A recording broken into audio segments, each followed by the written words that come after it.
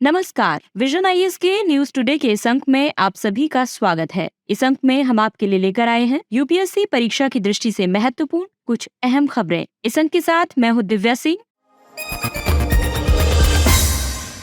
आइए सबसे पहले बात करते हैं इस अंक की हेडलाइंस के बारे में। एक अध्ययन के दौरान अंटार्कटिका के ऊपर ओजोन छिद्र के आकार में वृद्धि दर्ज की गई। हेल्दी एजिंग पर संयुक्त राष्ट्र दशक 2021 से 30 पर पहली प्रगति रिपोर्ट जारी की गई। केंद्रीय ट्रेड यूनियंस ने श्रमिकों के स्वास्थ्य और सुरक्षा पर ILO कन्वेंशंस की अभिपुष्टि करने के लिए सरकार से आग्रह किया। भारत के प्रधानमंत्री ने global digital public infrastructure repository और सोशल इम्पैक्ट फंड की शुरुआत की घोषणा की। शोधकर्ताओं ने मेटल 3D प्रिंटिंग तकनीक के लागत प्रभावी विकल्प की खोज की और भारत ने संयुक्त राष्ट्र महासभा के संयुक्त राष्ट्र अंतर्राष्ट्रीय कर सहयोग पर कन्वेंशन स्थापित करने से संबंधित संकल्प के पक्ष में मतदान किया। और आइए अब खबरों पर विस्तार से चर्चा करते हैं।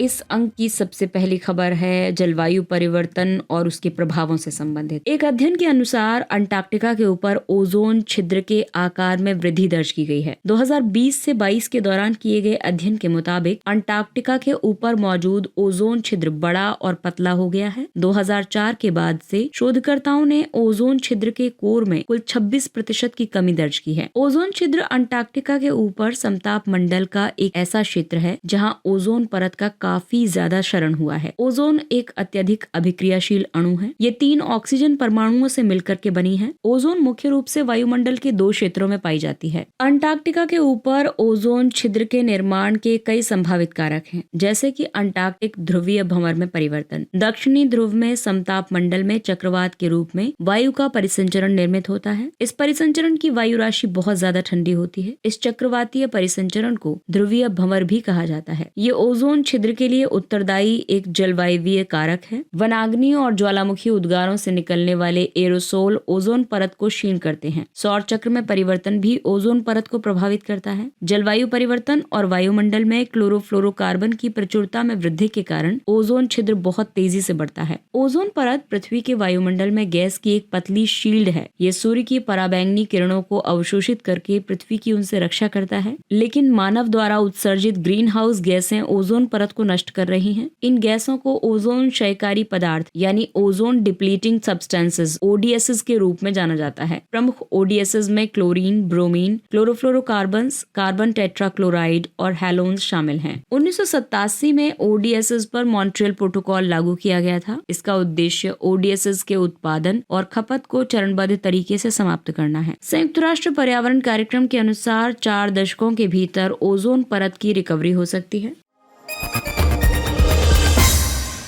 अगला टॉपिक है हेल्दी एजिंग पर संयुक्त राष्ट्र दशक 2021 से 30 पर पहली प्रगति रिपोर्ट जारी की गई। विश्व स्वास्थ्य संगठन और संयुक्त राष्ट्र भागीदारों ने हेल्दी एजिंग पर संयुक्त राष्ट्र दशक 2021 से 30 पर 2021 से 23 के लिए पहली प्रगति रिपोर्ट जारी की। हेल्दी एजिंग पर संयुक्त राष्ट्र दशक 2021 से 2030 का लक्ष्य सभी की स्वास्थ्यपूर्ण आयुर्वृद्धि सुनिश्चित करना है। ये दशक एक वैश्विक सहयोग है जो बुजुर्गों के जीवन को बेहतर बनाने पर ध्यान देता है, साथ ही उनके मौलिक स्वास्थ्य संबंधी अधिकारों को महत्व देता है। UNDHA के लिए मार्गदर्शक सिद्धांत हैं समावेशी और सार्वभौमिक, कोई भी पीछे न छूटे का ध्यान रखना, समानता और पीढ़ियों के बीच एकजुटता और बहुहितधारक साझेदारी। हेल्दी एजिंग का मतलब है उम्र बढ़ने के साथ अपनी कार्यात्मक क्षमता को विकसित करना और इसे बनाए रखना। हेल्दी एजिंग कई कारणों से महत्वपूर्ण है। वृद्ध लोगों को गरीबी के चक्र में फंसने से बचाने के लिए, कुपोषण और दुष्चक्र से बाहर निकलने और देखभाल के लिए, दूसरों पर निर्भरता को समाप्त करने के लिए, समाज में लंबे समय तक योगदान देने और उत्पादकता में वृद्धि के लिए तथा लैंगिक समानता सुनिश्चित करने के लिए।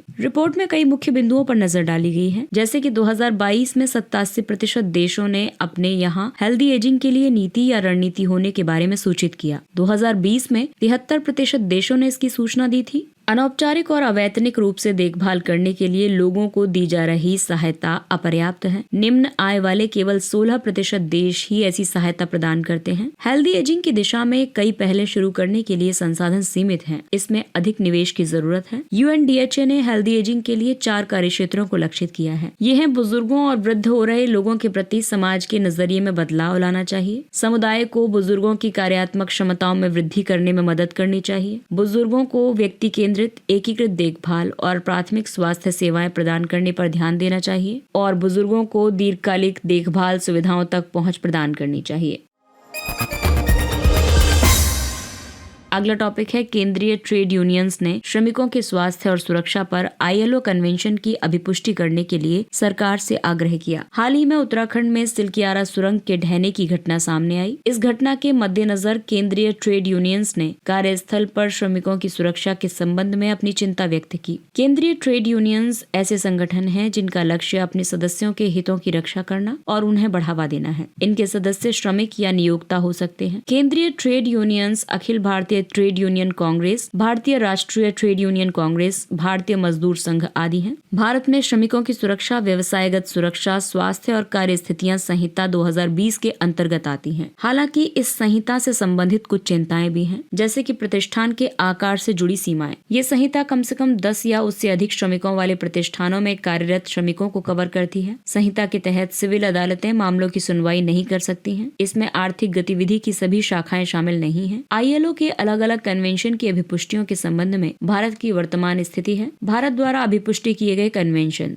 बालाश्रम कन्वेंशन नंबर 29, बालाश्रम का उन्मूलन कन्वेंशन नंबर 105, समान पारिश्रमिक कन्वेंशन नंबर 100, इन सब की भारत ने अभिपुष्टि की है। इसके अलावा भेदभाव रोजगार व्यवसाय कन्वेंशन नंबर 111, न्यूनतम आयु कन्वेंशन नंबर 138 तथा बाल श्रम के सबसे खराब रूप पर कन्वेंशन नंबर 182। लेकिन भारत ने जिन कन्वेंशन की अभिपुष्टि नहीं की है उनमें है संघ बनाने की स्वतंत्रता और संगठित होने के अधिकार का संरक्षण कन्वेंशन नंबर 87, संगठित होने एवं सामूहिक सौदेबाजी का अधिकार कन्वेंशन, C-155 व्यवसायगत सुरक्षा और स्वास्थ्य कन्वेंशन, C-187 व्यवसायगत सुरक्षा और स्वास्थ्य के लिए प्रोत्साहन फ्रेमवर्क कन्वेंशन 2006। अंतर्राष्ट्रीय श्रम संगठन, इसकी स्थापना 1919 में की गई। इसका मुख्यालय स्विट्जरलैंड के जिनेवा में है। ILO संयुक्त राष्ट्र की एकमात्र त्रिपक्षीय एजेंसी है। यह 1919 से सरकारों, नियोक्ताओं और श्रमिकों को एक साथ एक मंच पर लाता है। ILO के 187 सदस्य हैं। भारत भी इसका एक सदस्य है। भारत ILO का एक संस्थापक सदस्य है। ILO का उद्देश्य कार्यस्थल पर अधिकारों को बढ़ावा देना, रोजगार के बेहतर अवसरों को प्रोत्साहित करना, सामाजिक सुरक्षा बढ़ाना, कार्य से संबंधित समस्याओं पर वार्ता को मजबूत करना है। ILO 2 मुख्य रिपोर्ट्स जारी करता है। ये हैं renewable energy and jobs annual review 2023, the road to decent work for domestic workers. और आइए बात करते हैं अगली खबर की। भारत के प्रधानमंत्री ने global digital public infrastructure repository GDPIR और सोशल इम्पैक्ट फंड की शुरुआत की घोषणा की है। GDPIR और SIF दोनों भारत के नेतृत्व वाली पहलें हैं। इनकी घोषणा G20 नेताओं की वर्चुअल बैठक के दौरान की गई। इससे पहले G20 digital economy working group की वार्ताओं में GDPIR बनाने पर सर्वसहमति हासिल कर ली गई थी। GDPIR का उद्देश्य सूचना और सर्वोत्तम उदाहरणों का आदान प्रदान करना है। डिजिटल पब्लिक इंफ्रास्ट्रक्चर की अगर हम बात करें तो ये एक ऐसी साझा डिजिटल प्रणालियों का सेट है जो सुरक्षित और इंटर ऑपरेबल हो, जिन्हें लोक या निजी सेवाओं तक समान पहुंच सुनिश्चित करने और पहुंच प्रदान करने के लिए खुले मानकों और विनिर्देशों पर बनाया जा सके। इसके अलावा जो विकास, समावेशन और नवाचार को बढ़ावा देने के लिए कानूनी फ्रेमवर्क द्वारा शासित होती हों। डिजिटल पब्लिक इंफ्रास्ट्रक्चर के उदाहरण हैं आधार number, UPI, digi locker. DPI को डिजिटल परिवर्तन में योगदान देने वाली मुख्य प्रौद्योगिकी के रूप में देखा जाता है। ये बड़े पैमाने पर लोक सेवा वितरण में सुधार करने में मदद कर रहा है। GDPIR का विकास इलेक्ट्रॉनिक्स और सूचना प्रौद्योगिकी मंत्रालय ने किया है। ये एक व्यापक संसाधन केंद्र है। ये G20 सदस्यों और अतिथि के रूप में आमंत्रित देशों से आवश्यक सीख और विशेषज्ञता हासिल करती है। इसका उद्देश्य DPIs के डिजाइन, निर्माण, उपयोग और गवर्नेंस के लिए आवश्यक ज्ञान की कमी को दूर करना है। GDPIR उन देशों से प्राप्त जानकारी को मानकीकृत प्रारूप में प्रदर्शित करेगी जिन्होंने गवर्नेंस फ्रेमवर्क को शामिल करते हुए बड़े पैमाने पर DPIs विकसित किए हैं। वर्तमान में GDPIR में 16 देशों के 54 DPIs शामिल हैं। वहीं सोशल इम्पैक्ट फंड सरकार के नेतृत्व वाली बहुहितधारक पहल होगी। ये ग्लोबल साउथ में डिजिटल पब्लिक इंफ्रास्ट्रक्चर के कार्यान्वयन में तेजी लाने में मदद करेगी। भारत ने सोशल इम्पैक्ट फंड के लिए आरंभ में $25 मिलियन की राशि देने की घोषणा की है। ये DPI प्रणाली विकसित करने के लिए लिए देशों को तकनीकी और गैर तकनीकी सहायता प्रदान करने के लिए वित्तीय मदद करेगा। ये सभी प्रासंगिक हितधारकों को इस फंड में योगदान करने के लिए एक मंच प्रदान करेगा। साथ ही DPIs के माध्यम से निम्न एवं मध्यम आय वाले देशों में सतत विकास लक्ष्यों की प्राप्ति में तेजी लाने में मदद भी करेगा।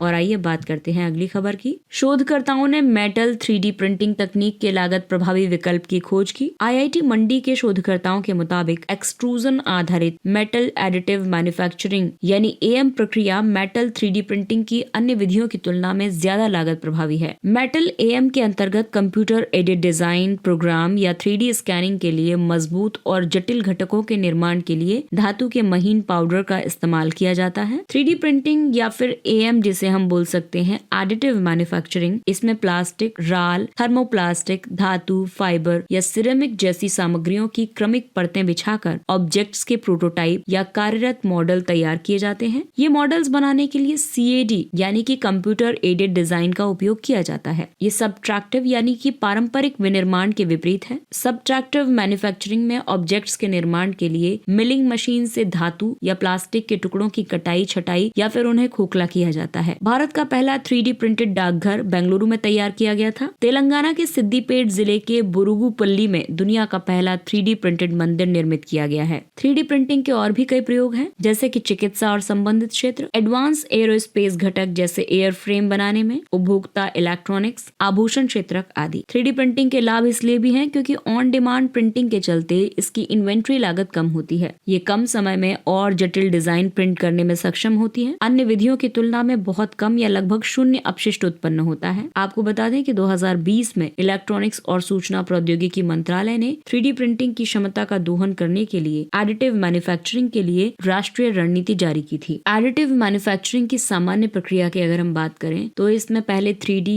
CAD मॉडल तैयार किया जाता है, फिर STL फाइल तैयार की जाती है। इसके अलावा इसमें स्लाइसिंग सॉफ्टवेयर होता है, layer slice and tool path होता है, फिर AM यानी एडिटिव मैन्युफैक्चरिंग की प्रक्रिया होती है और उसके बाद 3D ऑब्जेक्ट्स तैयार होते हैं। तो एक तरीके से ये CAD मॉडल से ऑब्जेक्ट्स बनने तक की पूरी प्रक्रिया है। और आइए बात करते हैं अगली खबर की। भारत ने संयुक्त राष्ट्र महासभा UNGA के संयुक्त राष्ट्र अंतर्राष्ट्रीय कर सहयोग पर कन्वेंशन स्थापित करने से संबंधित संकल्प के पक्ष में मतदान किया। इस संकल्प को नाइजीरिया ने प्रस्तुत किया था। इसका शीर्षक था संयुक्त राष्ट्र में समावेशी और प्रभावी तरीके से अंतर्राष्ट्रीय कर सहयोग को प्रोत्साहन। इस संकल्प का उद्देश्य था संकल्प सदस्य देश के नेतृत्व में किसी निश्चित सीमा के बिना अंतर सरकारी तदर्थ समिति के गठन का प्रावधान करना। ये समिति एक व्यापक संयुक्त राष्ट्र टैक्स कन्वेंशन तैयार करेगी। ये कर के मामले में अंतर्राष्ट्रीय स्तर पर सहयोग को प्राथमिकता देता है। साथ ही इसमें जून 2025 तक संयुक्त राष्ट्र टैक्स कन्वेंशन तैयार करने का लक्ष्य निर्धारित किया गया है। इस संकल्प का महत्व या फिर इसकी आवश्यकता इसलिए है क्योंकि कन्वेंशन लागू होने से वैश्विक कर प्रणाली से संबंधित कई समस्याओं का समाधान संभव हो सकेगा। क्योंकि पहले से अंतर्राष्ट्रीय स्तर पर कर से संबंधित कुछ समस्याएं हैं, जैसे बड़े पैमाने पर कर की चोरी, धन का गैर कानूनी तरीके से अंतर्राष्ट्रीय स्तर पर लेन देन, चुराई गई परिसंपत्ति की बरामदगी, डिजिटल अर्थव्यवस्था पर उचित कर लगाना आदि। इसके अलावा अंतर्राष्ट्रीय स्तर पर कर संबंधी प्रावधानों के उल्लंघन से हर साल $480 बिलियन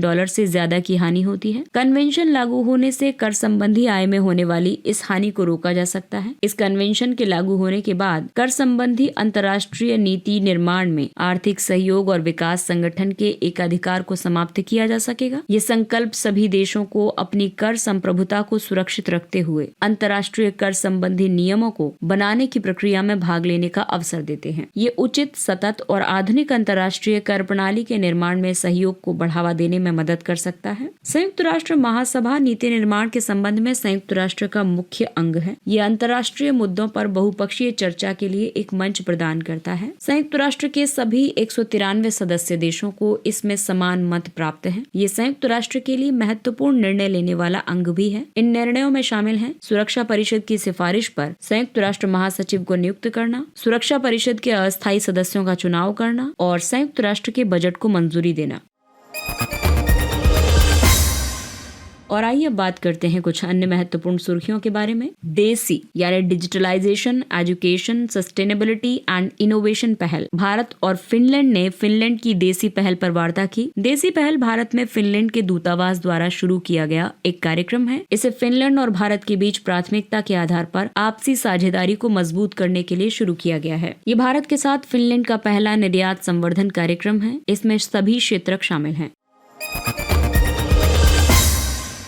अगला टॉपिक है investor risk reduction access platform era. भारतीय प्रतिभूति और विनिमय बोर्ड सेबी ने बॉम्बे स्टॉक एक्सचेंज में इरा प्लेटफॉर्म शुरू किया है। सेबी ने investor risk reduction access platform को मुख्य रूप से ट्रेडिंग के समय आने वाले टेक्निकल ग्लिच से निवेशकों को बचाने के लिए आरंभ किया है। ट्रेडिंग के समय टेक्निकल ग्लिच के चलते निवेशक अपना ऑर्डर एग्जीक्यूट नहीं कर पाते और इसमें 2 फेस होते हैं, एक प्राइमरी साइट और एक डिजास्टर रिकवरी साइट। ये प्लेटफॉर्म सभी ट्रेडिंग केंद्रों से ट्रेडिंग मेंबर्स के ट्रेड्स को डाउनलोड करता है। साथ ही इंटरनेट के माध्यम से ट्रेडिंग या वायरलेस तकनीक का उपयोग करने वाले निवेशकों को इन्वेस्टर रिस्क रिडक्शन एक्सेस करने के लिए एक लिंक के साथ SMS या ईमेल भेजता है। इसे देश के सभी स्टॉक एक्सचेंजों BSE, NSE, NCDEX, MCX और metropolitan stock exchange of India ने संयुक्त रूप से विकसित किया है।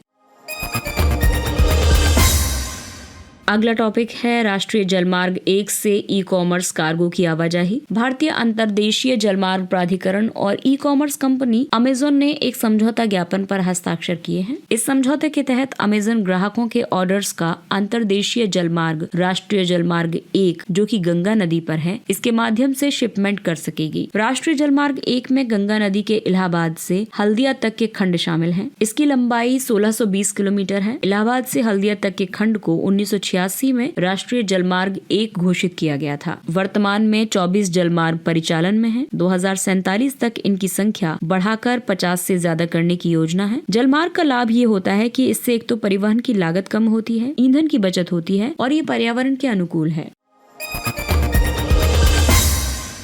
Digital twin. जेनेसिस इंटरनेशनल और सर्वे ऑफ इंडिया ने देश के बड़े शहर और कस्बों के डिजिटल ट्विन्स बनाने के लिए साझेदारी की घोषणा की है। जेनेसिस इंटरनेशनल के 3D मैपिंग कंपनी है। इस साझेदारी से अब तक अनुपलब्ध डेटा लेयर को उपलब्ध कराया जाएगा। इनमें उच्च परिशुद्धता वाले 3D data, digital terrain model, digital surface model आदि शामिल हैं। डिजिटल ट्विन वास्तविक जगत की किसी वस्तु या ऑब्जेक्ट, व्यक्ति या प्रक्रिया के डिजिटल रूप में प्रस्तुति है। ये तकनीक इनके परिवेश को डिजिटल संस्करण में दर्शाती है। ये तकनीक किसी संगठन को वास्तविक जीवन की परिस्थितियों और उनके आउटकम्स को डिजिटल रूप से सटीक रूप से प्रस्तुत करने में मदद कर सकती है। इससे बेहतर निर्णय लिए जा सकते हैं। सर्वे ऑफ इंडिया भारत की राष्ट्रीय मानचित्रण एजेंसी है। ये विज्ञान और प्रौद्योगिकी विभाग के अधीन कार्य करती है।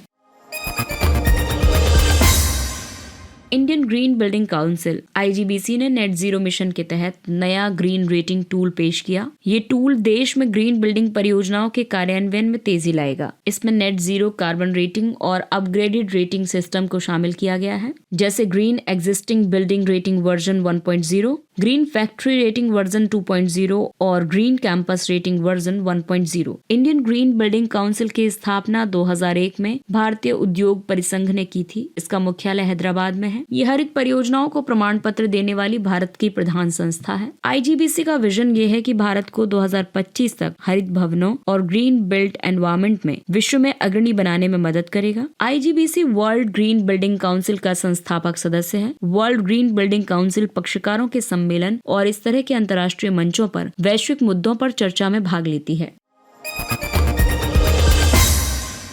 James Webb space telescope JWST ने मिल्की वे आकाशगंगा के सघन केंद्रीय भाग की तस्वीरें ली हैं। इससे इसकी कुछ नई विशेषताओं का पता चला है। तारों का निर्माण करने वाले इस सघन केंद्रीय क्षेत्र को सजिटेरियस C कहा जाता है। ये सजिटेरियस A से लगभग 300 प्रकाश वर्ष दूर स्थित है। सजिटेरियस A आकाशगंगा के केंद्र में स्थित सुपरमैसिव ब्लैक होल है। इसमें प्रोटोस्टार भी मौजूद है। ये ऐसे तारे होते हैं जो अभी भी निर्माण प्रक्रिया से गुजर रहे हैं और द्रव्यमान बढ़ा रहे हैं। JWST ने हबल टेलीस्कोप की जगह ली है। ये अब तक का सबसे बड़ा और सबसे शक्तिशाली स्पेस टेलीस्कोप है। इसे नासा, यूरोपीय अंतरिक्ष एजेंसी और कनाडाई अंतरिक्ष एजेंसी ने संयुक्त रूप से तैयार किया है। इसे सूर्य और पृथ्वी प्रणाली के बीच स्थित लैग्रेंज पॉइंट 2 पर स्थापित किया गया है। ये ब्रह्मांड का अवलोकन कर रहा है। इससे ब्रह्मांड की उत्पत्ति के बारे में और नई जानकारी प्राप्त होंगी।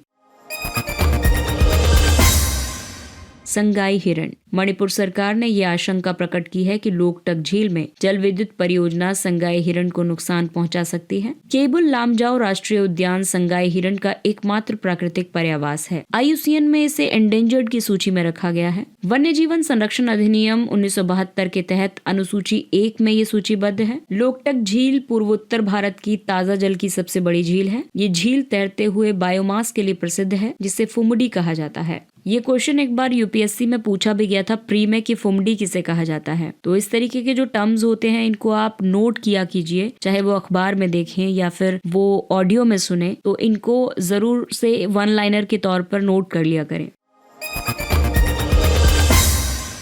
अगला टॉपिक है कंबाला उत्सव। पहली बार कंबाला उत्सव बेंगलुरु में मनाया जा रहा है। कंबाला उत्सव में भैंसों की दौड़ कराई जाती है। कर्नाटक के तटीय भागों में रहने वाले किसान इसमें भाग लेते हैं। इसकी शुरुआत धान की फसल कटने के बाद होती है। दक्षिणी कन्नड़ जिलों के तुलु भाषी क्षेत्रों में इसे नवंबर और मार्च के बीच मनाया जाता है। ऐसा माना जाता है कि इसे भरपूर फसल के लिए भगवान शिव के अवतार भगवान कादरी मंजुनाथ के अभिनंदन में मनाया जाता है।